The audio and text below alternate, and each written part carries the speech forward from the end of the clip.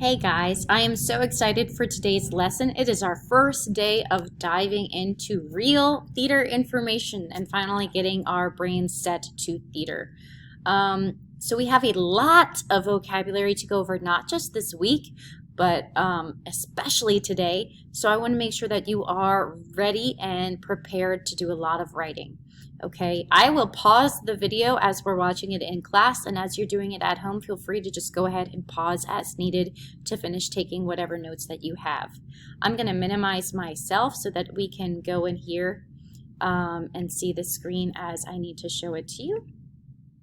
All right, so at the top of the notebook that I passed out, or the notebook that you're going to be using at home to take your vocabulary notes in, title today, The Elements of Drama/Theater. And I'm just going to say a little bit that drama and theater are not always the same exact thing. Theater as we know it is not the same as it was back when it began and way back in the day. So the elements of drama were originally defined by a guy called Aristotle. And we're going to learn more about what those elements are. So the elements of drama for any time period is how the dramatic works can be analyzed and evaluated and how you learn them. And we can categorize those into three major areas. We have our literary elements, our technical elements, and our performance elements. I would go ahead and make sure you write those three categories down.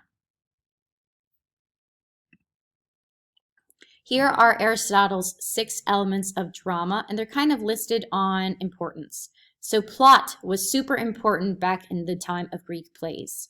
Then you have theme, characters, dialogue, music and rhythm, and spectacle. And we're going to look at each of those more in depth. So a plot, you probably heard this in English, refers to the action or the basic storyline of the play. We have our initial incident, which is how things get started, our preliminary event, and then the rising action before things hit the climax. And once things hits the climax, it's almost like you're going up a mountain, and the top of the mountain is the climax. And then you have the falling action as you're coming down from the mountain top, and then you hit I can never say this word, but until you basically hit the end of the story, how everything gets resolved. Sorry, I can't say that word. All right, then next you have the theme, and we're going to talk about theme a lot this year in theater because it's one of our bi-weekly warm-ups is Theme Thursday. So a theme refers to the meaning of the play, and theme is the main idea or lesson to be learned from the play. In some cases, the theme of a play is obvious, and other times it's quite subtle. So below here, we have a few examples of some general themes. You normally see conflict, either between two individuals, conflict between a man and a supernatural power, or conflict between the man and himself. You might also see conflict between things like a man and a beast. But when we say man, we don't mean just men. It can also be between women and women or man and women and that sort of thing.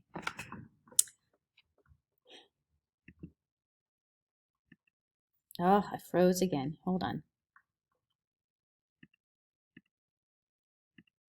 Okay, so the next thing we have to talk about is characters. These are the people, sometimes animals or ideas, portrayed by the actors in the play. It is the characters who move the action or plot. Characterization is the way an author presents a character. And you don't need to write down all these different types of a character because we're going to have a unit this year where we go a lot into characterization. Then we also have dialogue. This refers to the words written by the playwright and spoken by the characters in the play. The dialogue helps move the action of the play along. And there's actually a lot of different types of dialogue. Below we have an example of 3 forms.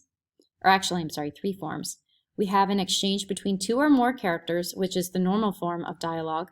Then we also have a soliloquy, which is just another fancy word for a monologue. So again, just a character basically either talking to themselves, and it's kind of a long speech. And then we have an aside, which is when a character might be whispering to the audience, or maybe they're just talking to somebody else on the stage, but the other people can't hear them, but they still have to talk really loud so you, the audience, can hear them. And then we have music and rhythm. So we often think of music, you know, in the traditional sense of what is music. But this also applies not just to what we do with instruments or with our voices in singing, but also with the rhythm of how we speak. And then we have spectacle, and this refers to the visual elements of a play, things like the set, costumes, special effects, etc. And when we say that, we don't mean like the individual things and how they're made and produced and all of that. We just mean the overall like presentation and everything that we see. It has to kind of blow us away a little bit, or at least make an impression on us. At least that's how it was back in Greek theater. And it froze again. Okay. Sorry, guys. There we go. All right, so again, we were just talking about the elements of drama back in Aristotle's time, but now we're going to look at elements of drama in the modern theater. So what we look for in our theater productions nowadays are characters. Characters are the most important element in theater today. We have characters, then the plot and the theme. What is this play all about? Then we have our dialogue, the convention, which I'll get to, the genre, and the audience. So the convention, these are the techniques and methods used by the playwright's director to create the desired stylistic effect. Theater styles is another thing that we will be studying. I probably should have made it one of our weekly warm-ups, and maybe halfway through the year I'll switch themes and change it to styles. Then the other thing that we look for is genre. So a genre refers to the type of play, just like we have genres of movies or books. So we might have comedy, tragedy, mystery, historical, drama, all of those things. And if you're in my Theater 2 class, where we're very acting intensive, that's kind of how we're going to go through our scene work. We're going to do scenes from comedy, then drama, then, different things. And then lastly, we have our audience. This is the group of people who watch the play. And the entire point of producing a play and putting something together is so that someone will come and see it, right? So the audience is super important to us. Hold on, let me just check something. Got to make sure I'm not running out of time here. Okay. Oh, good. We still got plenty of time. Okay. All right, so now let's look at the technical elements of theater. Remember, we had our literary, now we have technical. So these are also big parts of what we'll be studying this year. We have scenery or set design, costumes, properties, lights, sound, and makeup. The scenery is the theatrical equipment. So everything that is on the stage that does not move is a part of the scenery. Then we have our costumes. These are our clothing and accessories that are worn by actors. And this helps to portray not just things we need to know about their character, but things that we need to know about the time period or the way they're portraying the convention or style of the show. And then we have our properties. A property on stage is anything that is movable that the actors use for the show. So for example, if I needed to use a cell phone for a show, this would be a property, not a set piece. My set piece, though, for example, is my desk. But my chair is movable, so that would be a property. However, your guys' desks and chairs do not move, at least they shouldn't move, and so those would be considered set pieces. Then we have lights. Light elements mean that every placement, intensity, and color of lights have to be set as needed to help communicate environment, mood, or feeling. I am not a technical person in this sense. Lights escape me, sound escapes me. I can teach you guys light and sound theory. I can show you how to design lights and all of that. But if you want a practical understanding, that's something that you're going to have to get more in high school theater, or if you start volunteering at a community theater where you can work with someone who specializes in that aspect of tech. And then you have your makeup. Makeup includes costumes, wigs, and body paint used to transform an actor into a character. Not just wigs, but also just your hair. How do you style your hair to become that character? That's part of your makeup. We froze again. Hold on. There we go. Okay. Last that we have to look at is our performance elements. So that's acting, which is the use of face, body, and voice to portray a character. Character motivation, the reason or reasons for a character's behavior. Basically, your why. Every character in a play has a reason or something they're trying to achieve. And so that's a big part of how you prepare an acting role.